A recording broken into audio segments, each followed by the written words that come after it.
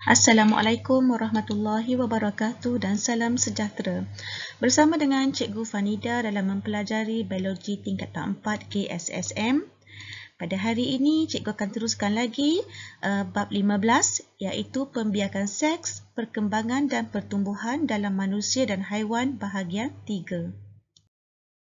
Pada akhir pembelajaran, anak-anak dapat 15.7 pertumbuhan dalam manusia dan haiwan, menerangkan maksud pertumbuhan organisma, menentukan parameter untuk mengukur pertumbuhan manusia dan haiwan, memerihalkan pertumbuhan serangga iaitu metamorfosis lengkap dan metamorfosis tidak lengkap, menganalisa fasa pertumbuhan dalam lengkung pertumbuhan sigmoid manusia dan haiwan, mencerahkan lengkung pertumbuhan berbentuk tangga bagi haiwan berangka luar.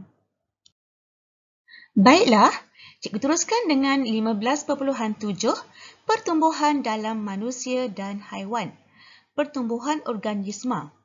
Pertumbuhan organisma merupakan proses kekal serta tidak berbalik yang melibatkan pertambahan bilangan sel, saiz, isi padu dan jisim badan organisma. Kedua, pertumbuhan juga melibatkan pembezaan dan pengkhususan sel serta kerencaman bentuk dan fungsi sel. Dan ketiga, pertumbuhan organisma penting untuk perkembangan dan kematangan sistem-sistem badan. Bagaimana kita untuk mengukur pertumbuhan manusia dan haiwan? Parameter yang digunakan untuk mengukur pertumbuhan ialah pertama, pertambahan saiz atau isi padu, contohnya perubahan ketinggian atau panjang sesuatu organisma. Kedua, perubahan jisim segar atau jisim kering. Apa maksud perubahan jisim segar atau jisim kering?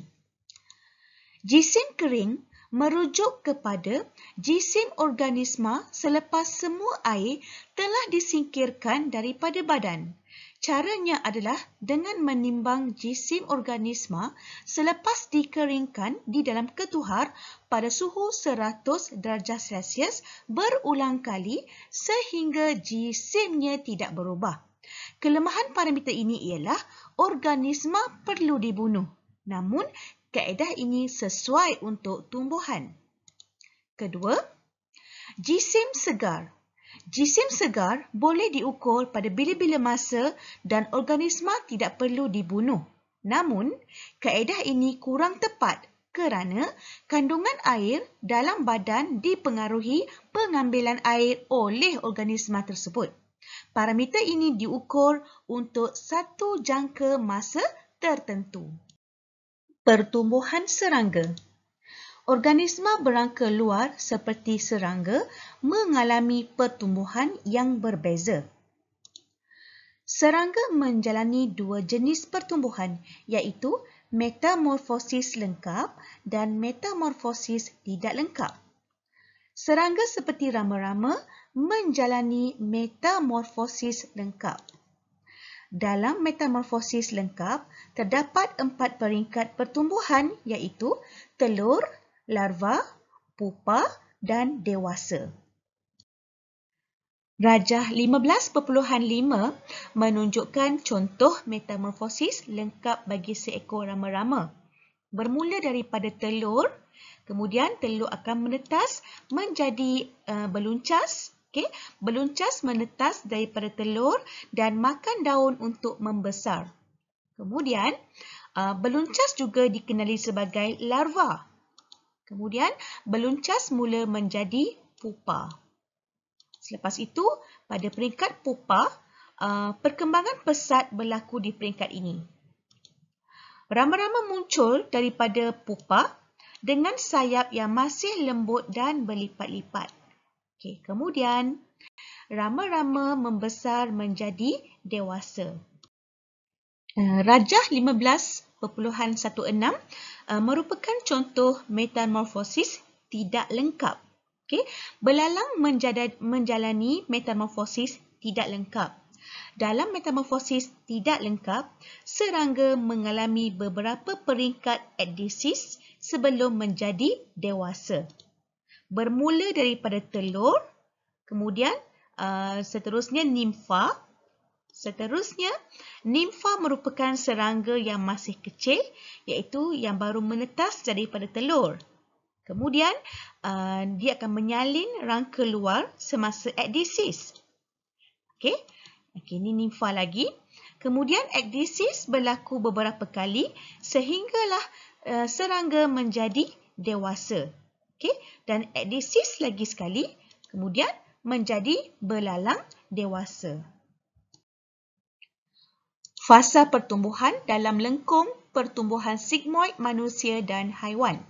Lengkung pertumbuhan didapati dengan memplotkan parameter pertumbuhan melawan masa.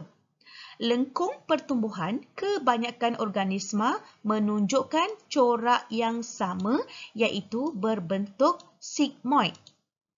Pertumbuhan berlaku secara beransur-ansur dan selanjar.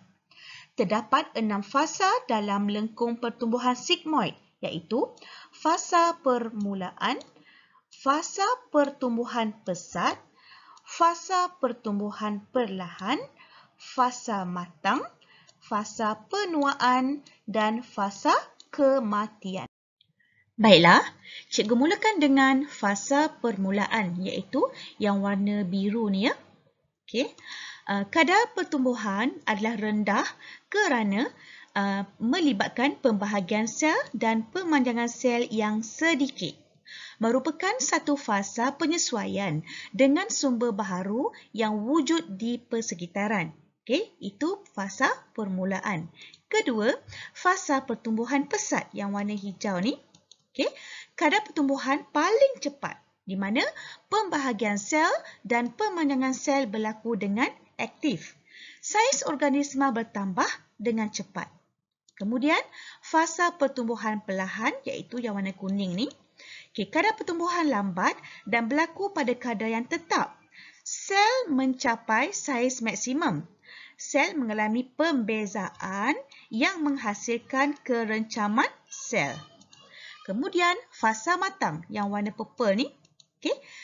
Organisma mencapai peringkat matang, kadar pertumbuhan ialah sifar, kadar pembahagian sel sama dengan kadar kematian sel. Pembahagian sel berlaku untuk menggantikan tisu yang rosak atau mati. Seterusnya, fasa penuaan iaitu yang warna oranye ni. Okay, kadar pertumbuhan adalah negatif, di mana organisma mengalami proses penuaan. Dan akhir sekali yang warna biru ni merupakan fasa kematian. Penuaan, penyakit dan kekurangan sumber makanan atau kekurangan ruang akhirnya menyebabkan kematian organisma. Cikgu teruskan dengan lengkung pertumbuhan berbentuk tangga bagi haiwan berangka luar. Okay. Serangga seperti belalang tadi cikgu sebutkan mempunyai rangka luar yang keras yang dibina daripada kitin. Okay. Rangka luar tidak membesar selaras dengan pertumbuhan haiwan. Bagi membolehkan pertumbuhan dan perkembangan, haiwan berangka luar perlu menanggalkan rangka luarnya yang keras. Okay. Proses penyalinan rangka luar haiwan yang membolehkan pertumbuhan dan perkembangan berlaku dikenali sebagai ekdisis. Jadi haiwan saling kulit tu kita kenali sebagai ekdisis. Kemudian proses ekdisis dikawal oleh hormon. Mari kita lihat rajah 15.18 di mana lengkung pertumbuhan haiwan berangka luar yang cikgu sebut tadi berbentuk tangga ni kan. Ni tangga. Okey, kita lihat. Proses ekdisis berlaku secara berkala. Pola pertumbuhan tidak selanjar dan berbentuk tangga. Okey, dalam rajah yang cikgu katakan tadi tu. Kemudian, bahagian mendatar graf menandakan pertumbuhan sifar. Pada peringkat ini iaitu instar, serangga tidak mengalami pertambahan panjang badan. Ini dia. Dia kata mendaftarkan. Jadi yang mendaftar inilah. Ini Insta 1, Insta 2, Insta 3, Insta 4, Insta 5. Yang mendaftar ni maksudnya serangga tidak mengalami pertambahan panjang badan. Kita teruskan lagi. Garisan menegak graf mewakili pertumbuhan secara mendadak. Okay. Pada peringkat ini, nimfa menjalani ekdisis dan saiz bertambah dengan cepat. Ini dia ekdisis. Ni ekdisis kat sini, ekdisis kat sini. Di mana dia dia ke atas ni kan? Graf dia menunjukkan menegak ke atas. Ini ekdisis. Okay. Di peringkat ini, saiz haiwan tadi, serangga tadi bertambah dengan cepat. Cikgu teruskan lagi. Proses ekdisis berlaku beberapa kali sehingga mencapai dewasa. Kalau tengok daripada rajah graf ni, cikgu tengok di sini ada 1, 2, 3, 4, 5. 5 kali ekdisis barulah serangga itu mencapai peringkat dewasa. Beberapa kali ekdisis berlaku pada serangga. Barulah dia mencapai dewasa. Bagaimanakah ekdisis berlaku? Satu rangka luar baharu terbentuk di bawah rangka luar lama. Kemudian, sebelum rangka luar baharu menjadi keras, serangga akan menambahkan isi padu badan dengan menyedut udara untuk mengembangkan badan. Selepas itu, tindakan ini akan memecahkan rangka luar yang lama dan serangga dengan rangka luar yang baharu akan keluar daripada rangka lamanya. Kemudian, serangga akan mengembangkan badannya sekali lagi sebelum rangka baharu menjadi keras.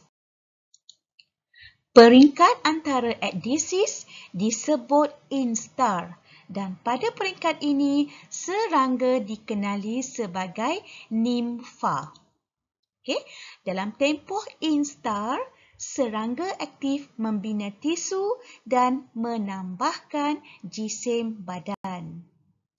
Baiklah anak-anak, kita dah habis bab 15 iaitu pembiakan seks, perkembangan dan pertumbuhan dalam manusia dan haiwan. Sebelum itu, cikgu recap balik apa yang telah kita pelajari daripada bahagian 1, bahagian 2 dan yang baru ni bahagian 3 dalam bab 15. Kita telah bincang berkenaan dengan sistem pembiakan manusia, kemudian kitar head, gametogenesis, pembentukan kembar, perkembangan fetus, isu kesihatan berkaitan sistem pembiakan manusia dan tadi kita baru saja berbincang berkenaan dengan pertumbuhan dalam manusia dan haiwan. Dalam sistem pembiakan manusia, cikgu telah sentuh berkenaan dengan sistem pembiakan lelaki dan perempuan. Untuk kitar head, beberapa perubahan aras hormon cikgu telah bincangkan dan juga perubahan aras hormon semasa kehamilan, keguguran, dan cikgu telah bincang sindrom prahead dan sindrom putus head. Untuk gametogenesis, cikgu telah bincang berkenaan dengan spermatogenesis dan oogenesis, kemudian struktur gamet iaitu sperma dan oosit sekunder, serta perbandingan antara gametogenesis, antara spermatogenesis dengan oogenesis. Untuk pembentukan kembar, cikgu telah bincang kembar seiras, kembar tak seiras dan kembar siam. Manakala perkembangan fetus manusia, cikgu telah bincang berkenaan dengan proses persenyawaan dan pembentukan zygot, peranan struktur plasenta dan tali pusat, keperluan sistem peredaran darah fetus dan sistem peredaran darah ibu yang berasingan. Seterusnya, berkenaan dengan isu kesihatan berkaitan sistem pembiakan manusia, cikgu bincang berkenaan dengan punca kemandulan. Dan yang akhir sekali pada hari ini, cikgu telah bincang berkenaan dengan pertumbuhan dalam manusia dan haiwan, di mana cikgu bincang pertumbuhan serangga, metamorfosis lengkap dengan metamorfosis tak lengkap, lengkung pertumbuhan sigmoid dan lengkung pertumbuhan berbentuk tangga. Baiklah, sekian dahulu daripada Cikgu Fanida untuk berakhir sudah bab 15. Terima kasih dan Assalamualaikum warahmatullahi wabarakatuh.